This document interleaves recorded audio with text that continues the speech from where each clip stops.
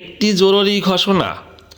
এত দ্বারা কুমিল্লা পল্লী বিদ্যুৎ সমিতি ৩-এর আওতাধীন মুন্সিগঞ্জ জেলার গজারিয়া উপজেলার সকল সম্মানিত পল্লী বিদ্যুৎ গ্রাহকদের অবগতির জন্য জানানো যাইতেছে যে আগামী 25/10/2025 খ্রিস্টাব্দ রোজ শনিবার 33 কেবি লাইন জরুরি রক্ষণাবেক্ষণ কাজের জন্য গজারিয়া জোনাল অফিসের আওতাধীন আবাসিক, বাণিজ্যিক, শিল্পসহ সকল গ্রাহকদের সকাল 8টা হতে বিকাল 5টা পর্যন্ত বিদ্যুৎ সরবরাহ বন্ধ থাকবে।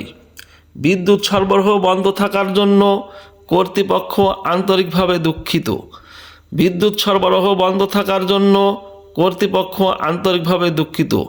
ভিডিওটা সবাই বেশি বেশি শেয়ার করে সবাইকে দেখার সুযোগ করে দেবেন এবং যে কোনো জেলার বিদ্যুতের অর্থনীতি আজ আমাদের পেজটা ফলো করুন। সবাই ভালো থাকেন।